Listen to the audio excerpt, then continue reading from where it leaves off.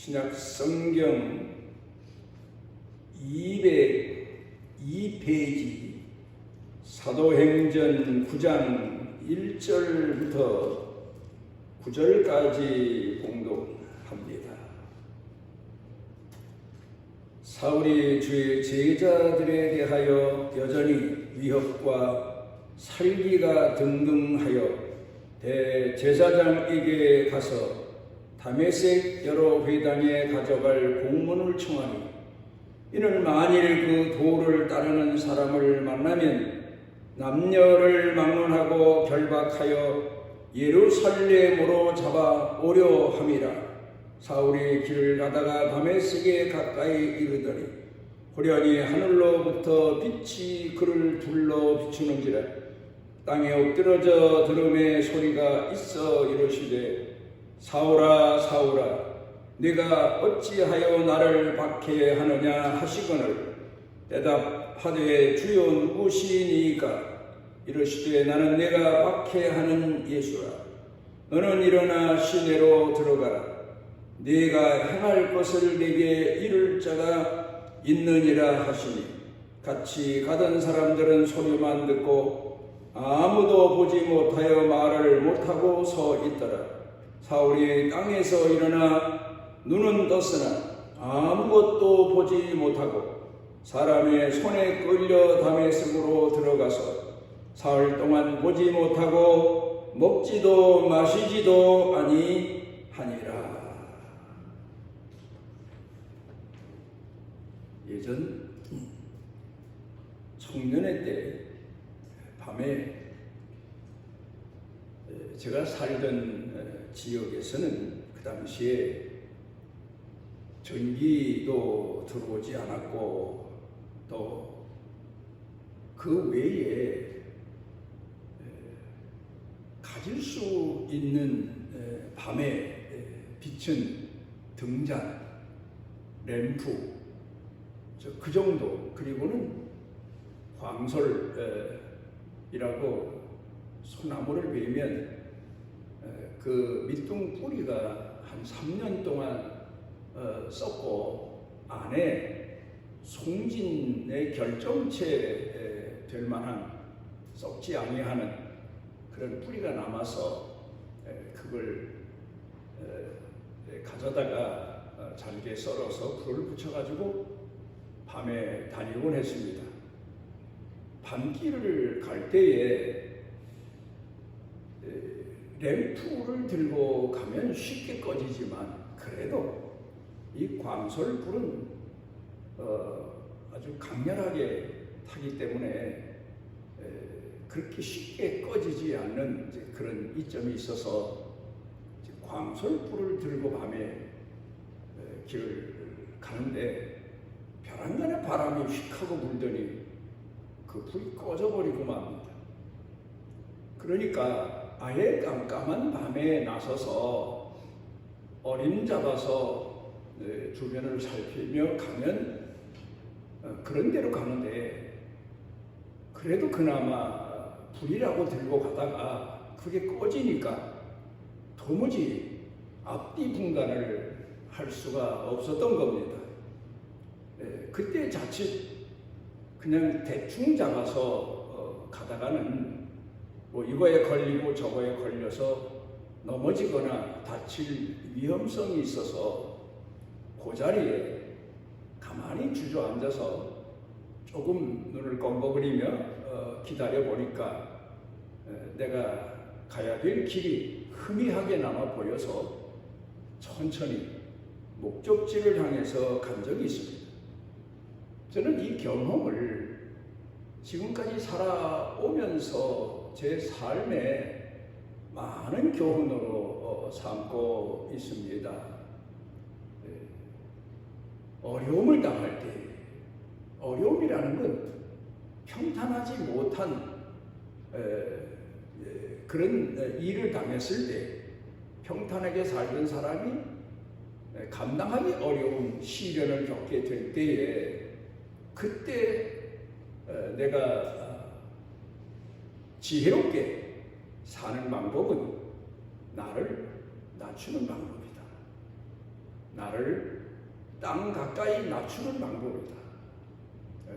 그리고 기다리면 희미한 불빛만도 못하지만 그나마 갈 길을 찾을 수 있었고 목적지에 도달할 수 있다는 이제 그 경험, 그 교훈을 기억에 담고 살아오고 있습니다.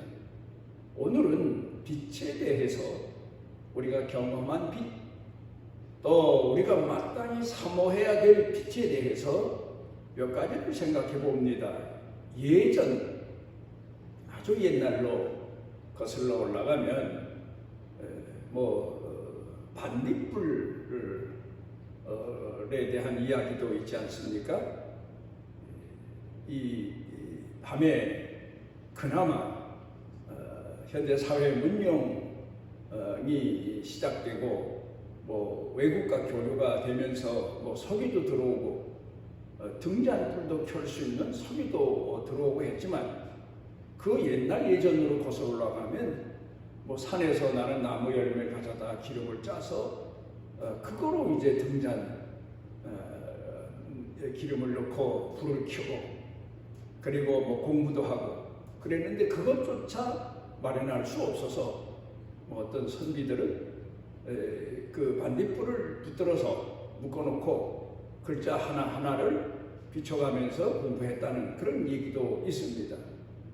등잔불이 있었고 그 다음에는 조금 더 이제 램프라고 하는 것이 우리 자랄 때 들어오게 됐고 그 램프 불을 붙여가지고 불을 켜긴 하는데 그 또 한 가지 약점이 거슬림이 아주 심해서 매일같이 그 유리 호야라고 하는 유리를 닦아서 램프 불을 비추기도 하고 그랬는데 그 다음에 이제 밤에 프레시라고 하는 이제 또 건전지가 들어와서 그걸 가지고 밤에 아주 편리하게 이런 혜택도 있구나 할 정도의 빛을 비추고 다니고 이제 그랬습니다. 그런 빛의 혜택을 받아가면서 자라온 이제 그 과거 경험들을 삶의 교훈으로 비추어 볼 때 많은 걸 생각하게 됩니다. 우리 오늘의 신앙생활하는 성도들의 신앙 모습을 돌이켜 보게 되면 반딧불 신앙이 있지 않을까. 꺼졌다.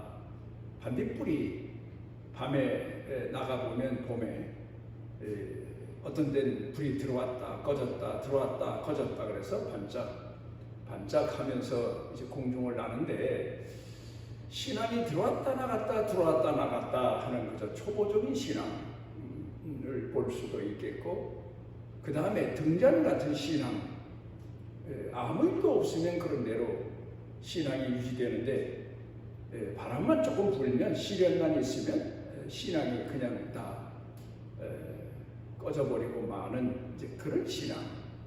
또 어떤 때는 광솥불 같은 신앙. 활을 타오르고 열광하고 대단합니다. 그렇지만 얼마 지나지 않아서 채밖에 안 남는 이제 그런 신앙인들의 모습도 우리가 근간에 우리 사회에서 보게 됩니다. 굉장히 큰 일을 할 것 같이 군중들이 모이고 함성을 지르고 그렇지만 진정한 신앙의 의미가 그들 가슴 속에 있었느냐 하는 것을 나중에 되돌아보게 되기도 합니다. 아브라함 링컨에 대한 유명한 얘기는 참 많습니다. 미국의 대통령을 지낸 분이었는데 남북 전쟁을 승리로 이끌고 그것뿐만 아니라 그분의 인격과 신앙 이야기가 많은 교훈을 오늘까지 전해주고 있습니다. 그분이 이제 정치인으로서 활동할 때 정적이라는 게 있지 않습니까? 우리나라도 보면 두 당, 세 당, 이런 당들이 있어서 상대 당의 이제 사람을 정치적인 적이다, 뭐 그런 표현을 쓰곤 합니다. 그런데 이 아브라함 링컨이 하원 의원을 출마할 때부터 정적으로 유명했던 스탠튼이라고 하는 사람이 있었습니다. 근데 이 사람은 노골적으로 대중 앞에서 아브라함 링컨을 비난하며 두 얼굴을 가진 사나이, 뭐 그렇게 비난하기도 하고 이랬다 저랬다 한다, 뭐 그런 얘기죠. 또 그런가 하면 심지어는 고릴라를 보려면 링컨을 봐라, 뭐 그런 정도로 링컨을 모욕하고 비아냥거리고 뭐 얼마나 많이 괴롭혔는지 모릅니다. 그런데 아브라함 링컨이 대통령에 당선된 다음에 세상이 깜짝 놀랐습니다. 그건 왜냐하면 아마도 본인도 놀랐을 겁니다. 제안이 왔을 때 내가 국무위원들을 이제 정하는데 장관 임명을 하려는데 당신이 국무장관을 맡아주었으면 좋겠다, 그런 제안을 했습니다. 그래, 아마도 이 사람의 실제인가 정말일까 왜 그러나 뭐 이런 여러 가지 생각을 했겠지만 결국 아브라함 링컨이 요구하는 대로 국무장관이 됩니다. 그 소식을 들은 미국 국민들이 아니 세상에 그렇게 아브라함 링컨을 비난하던 그런 사람인데, 정적 중에 정적인데 어떻게 저 사람을 국무장관으로 임명하나? 그래서 기자들이 가서 물어봅니다. 아브라함 링컨 대통령에게.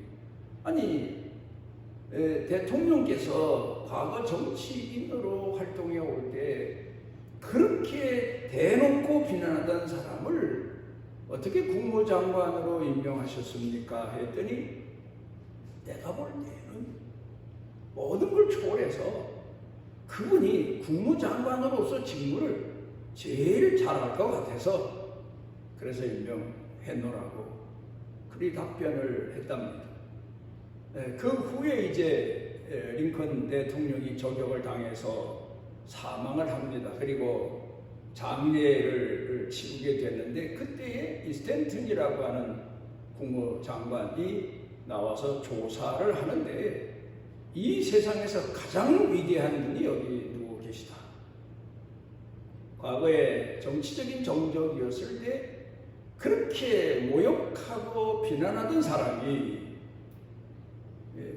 이 아브라함 링컨 대통령의 처사에 대해서 가장 위대한 분이구나, 이 시대에 가장 위대한 분이구나, 그런 생각을 마음 가운데 가지고 살아왔었기 때문에 마지막 가는 길에 이런 조사를 할 수 있었던 거라고 볼 수 있겠습니다.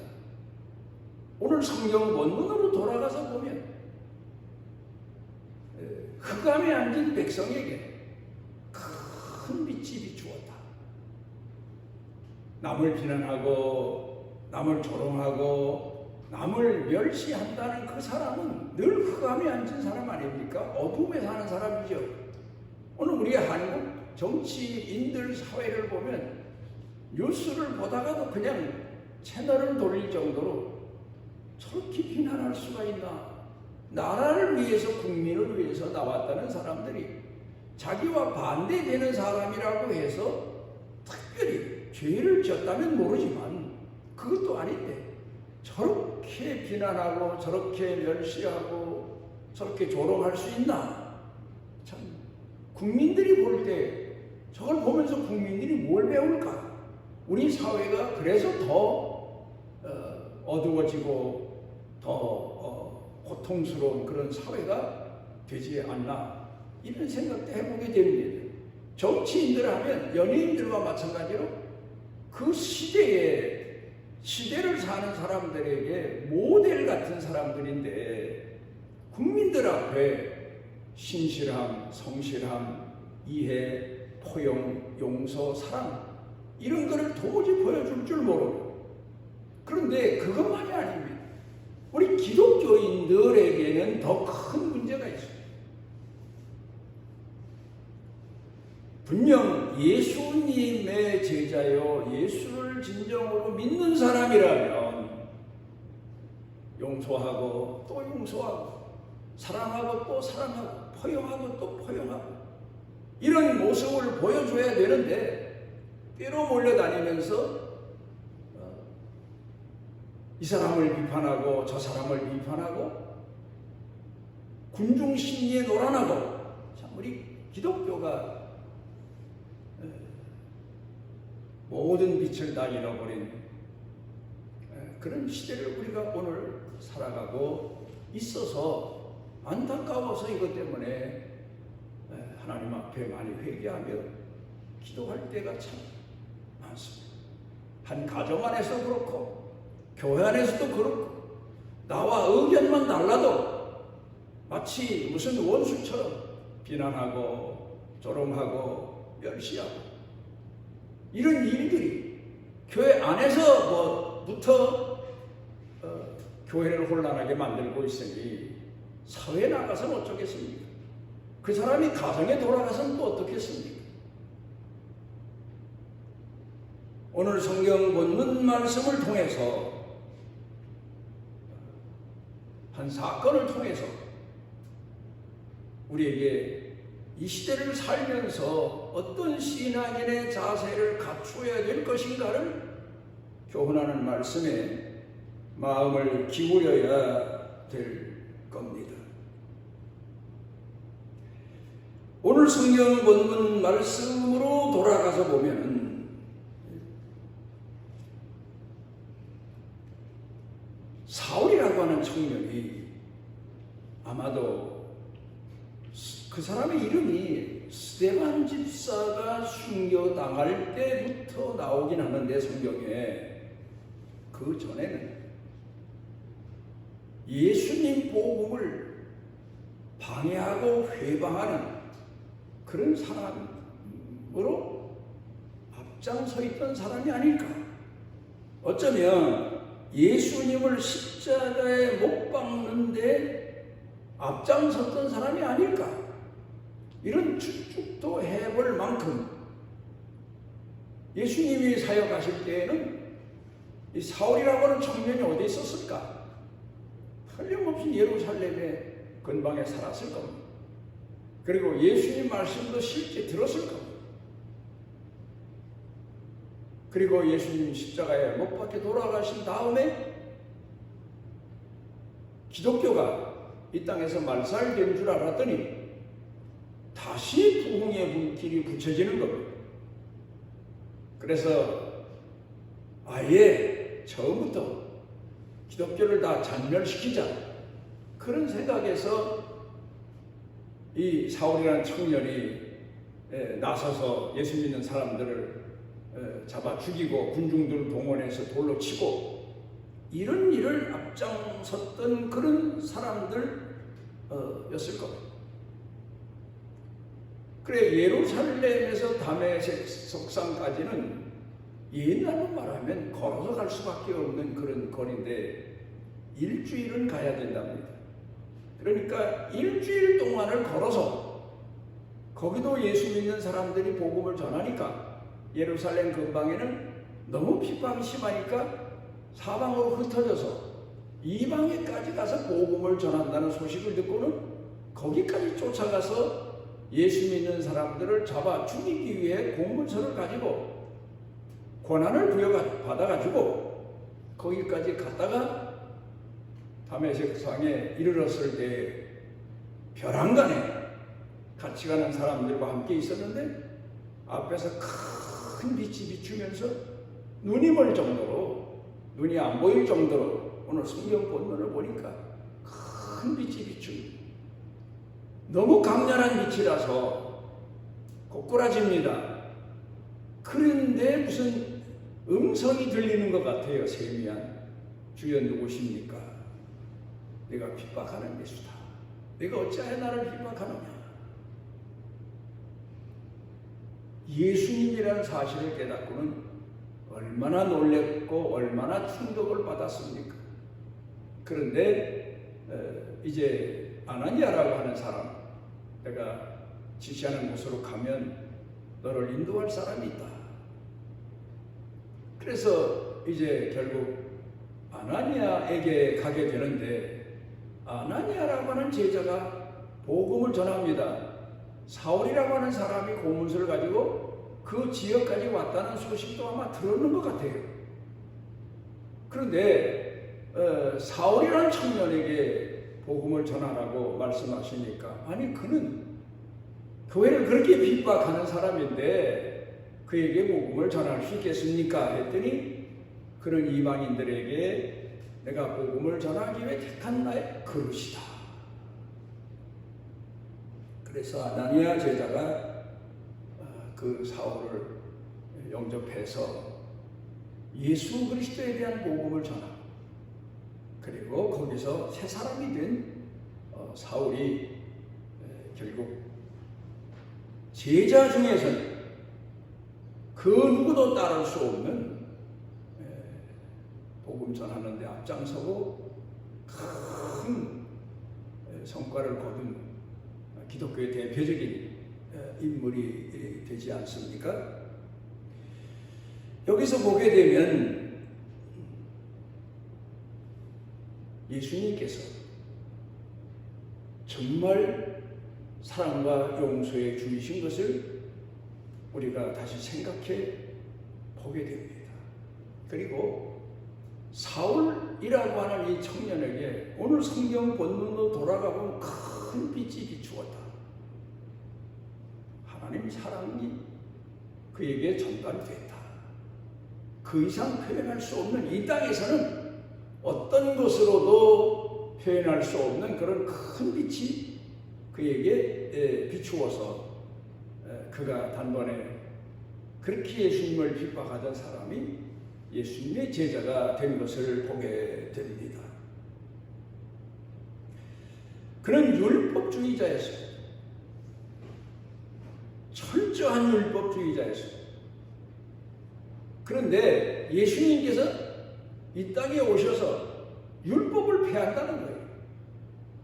예수님께서 말씀하시기를 내가 율법을 폐하러 온 게 아니라 완전케 했다. 율법을 완전케 하는 것은 사랑밖에 없지 않습니까? 우리 사회도 마찬가지예요. 뭐 이런저런 법이 있는데 그 법을 완전케 하는 방법은 사랑밖에 없어요.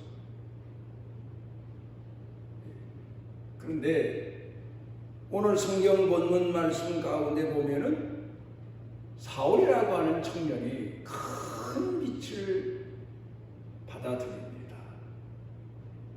그리고는 기적적인 사건이 일어납니다.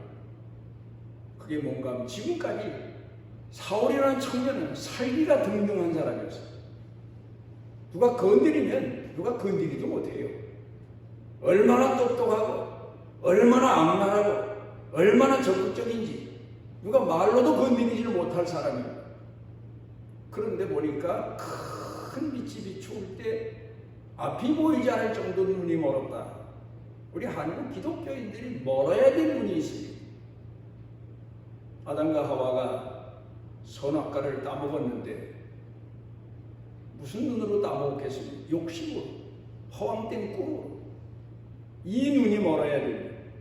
그런데 사도 바울은 욕심적인 눈은 앞이 보이지 않게 됐지만 나중에야 이제 희미하게나마 사물을 볼 수 있고 눈이 좀 사용할 수 있을 정도가 되긴 했지만 학자들은 그럽니다. 그때 그 빛 때문에 사울이라는 이 청년이 바울로 바꾸어진 이 사도 바울이 이 눈이 짓눌렀다. 그때 그 충격으로 그런 전설도 이어져 오고 있습니다. 어떻든 정욕적인 눈이 멀고 영적인 눈이 뜬 것. 큰 빛. 하나님의 사랑의 빛을 볼 줄 알고 전할 줄 알고 그 안에 거할 줄 아는 그런 사람이 된 것을 여기 성경을 통해서 볼 수가 있습니다. 그런데 오늘 우리 한국 교회 성도들은 이 빛을 잊어버리고 만 것.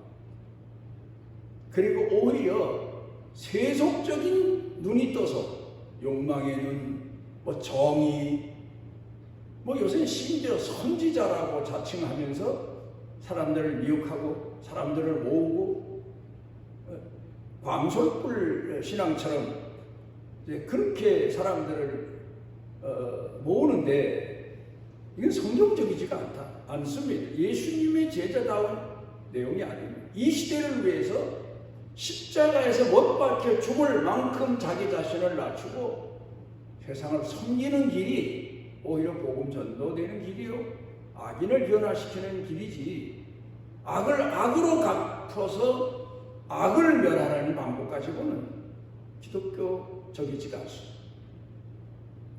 우리가 중세시대 십자군에 관한 역사도 배워서 압니다. 한 손에는 칼, 한 손에는 성경 복음을 받지 않으려면 칼을 받아라. 이것도 기독교적이지 않았습니다.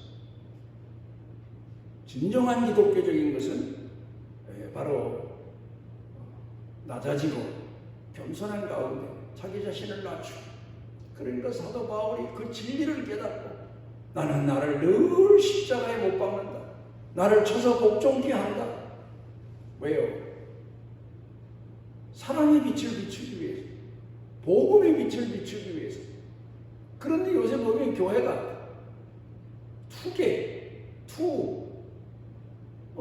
그런 얘기 우리가 듣지 않습니까? 닭싸움, 소싸움, 소와 사람과의 싸움. 그러니까 기독교인 모임 장소는 투 장소 같아요.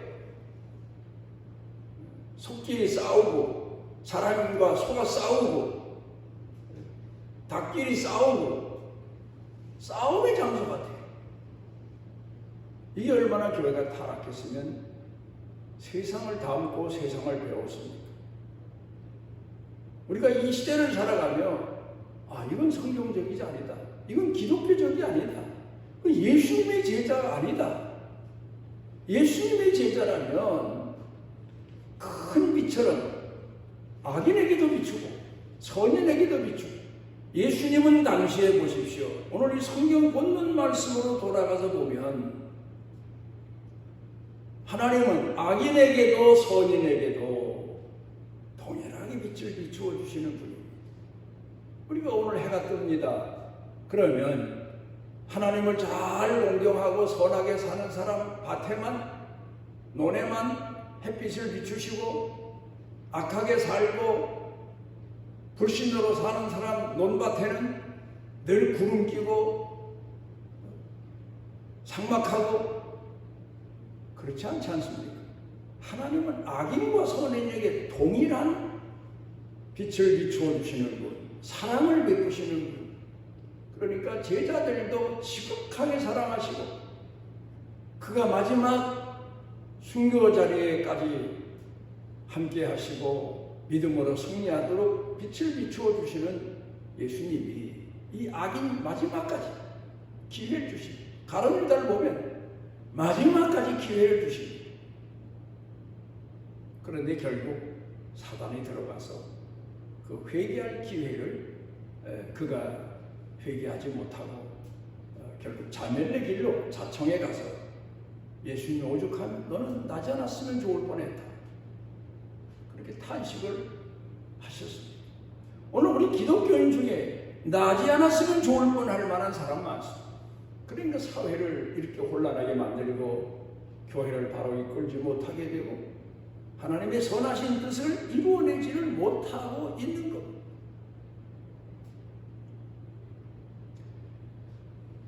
욥과 나오미, 룻기서에 나오는 시어머니 나오미를 비교해 봅니다. 욥은 부자로 살았습니다. 아무래도 부자로 살고 수많은 사람들로부터 존경받는 사람은 자기 자신을 하루아침에 재난 앞에서 낮추기가 어렵습니다. 참 어렵습니다. 부자가 천국 가는 게 낙타가 바늘귀로 들어가는 것보다 더 어렵다. 어렵습니다. 그러니까 재난이 왔을 때 하나님 앞에 그 고난을 감당해내지 못해서 불평하지 않습니다. 원망 안에서도 하나님을 불평하고 그 현실을 받아들이지 못하고 그 욥기서의 거의 전부입니다. 그러다 마지막에 하나님을 만나자 그가 회개하게 됐고 하나님은 그에게 긍휼을 베푸셨다고 욥기서에 나옵니다. 그런데 나오미도 뭐 숫자적으로는 비교가 안 되지만 모압 땅에 내려갔다가 남편 잃고 아들 둘 다 잃어버렸어요. 그것도 결혼시킨 아들. 거기서 자손 하나도 얻지를 못했어요. 그러니까 이 나오미가 자기 자신의 현실을 직시하고 겸손히 낮아져서 나는 내 고향 땅에 가서 죽으리라 그런 생각을 하고 며느리들 둘을 부릅니다. 너희 친정으로 돌아가서 새로운 출발을 해라. 너희 나이도 젊은데 너희가 나를 따라온들 무슨 소득이 있겠느냐. 그러면서 그 두 며느리를 보냅니다. 얼마나 자기 자신을 낮추고 현실을 받아들였으면 그런 겸손한 자세를 갖습니다. 그런데 하나님은 거기에 룻이라고 하는 며느리를 예비하신 하나님은 그를 따라가서 예루살렘에 이르게 했고, 그리고 룻도 그래요. 오르바는 자기 동서는 자기 동족에게로 돌아갔는데 아무 기대할 것도 없는 시어머니를 따라서 어머니 하나님이 내 하나님이 되고 내가 죽기 전에는 어머니를 떠나지 않겠나이다. 내가 만약 내가 어머니를 떠나면 하나님이 벌 위에 벌을 내게 내리시기를 원합니다. 서원까지 하고 맹세까지 하고 시어머니를 모시고 예루살렘에 돌아옵니다. 그리고 거기 와서 남의 집에 농사 추수 걷어들이는 곳에 가서 이삭을 주어서 근근히 생계를 유지합니다. 이런 룻에게 하나님은 또 보아스를 예비하셨다가 그 믿음과 그 삶에 큰 은혜와 보상을 허락해 주셔서 보아스를 통해서 살몬을 낳고 살몬은 이새를 낳고 이새는 다윗을 왕을 낳는 그런 축복의 기회를 이루어 놓게 되는 걸 봅니다. 여러분, 우리가 오늘을 살면서 우리 그리스도인들은 우리도 인간이니까 내게 잘해주는 사람에겐 잘해주고 싶고 나를 미워하고 시기하고 질투하는 사람에겐 아무래도 방어적인 차원에서라도 그 사람을 경계할 수밖에 없지만, 그러나 성경 본문 말씀을 통해 배우는 교훈을 보면 그렇게 예수님을 핍박하는 사울을 동일한 빛으로, 복음의 빛으로 사랑으로 대해주신 예수님의 사랑을 깊이 생각해 봐야 돼요. 우리도 오늘을 살아가면 철천지 원수 같은 사람에게도 따뜻한 햇살처럼 사랑의 빛을 비추어 줄 수 있는, 끝까지 빛으로 살다가 끝까지 빛으로 하나님 앞에 가는 그런 신앙인의 자세를 버려서는 안 돼요. 이 사회에 우리가 보면 불의한 사람도 있고 야비한 사람도 있고 뭐 별별 사람이 다 있지만, 그러나 우리가 그들에게 동일한 그리스도의 사랑을 가지고 대할 수 있어야 되고 베풀 수 있어야 돼요. 거기서 기적이 일어나고 거기서 하나님의 역사가 일어나는 거지. 악을 악으로 대해서 그리고 승리했다고 해서 하나님께 영광이 되거나 하나님 역사가 이루어지는 건 절대 아니에요. 예수님이 우리에게 가르쳐 주신 오늘 본문의 교훈을 통해서 우리 자신을 더 낮추고 모든 사람들을 포용하고 용서하고 끝까지 사랑하며 그 사랑을 전할 수 있는 그런 신앙인으로 살아가기 위해서 더 기도하고 더 자신을 저소복종케 하고 더 자신을 낮추는 그런 그리스도인이 되시기를 바랍니다.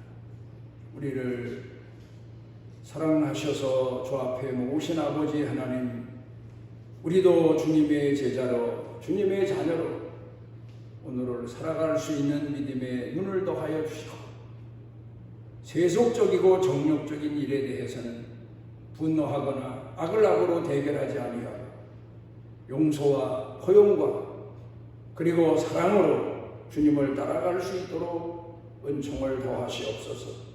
예수님 이름으로 기도드리옵나이다. 새로운 내게 온전한 상 주시기를 원하노라.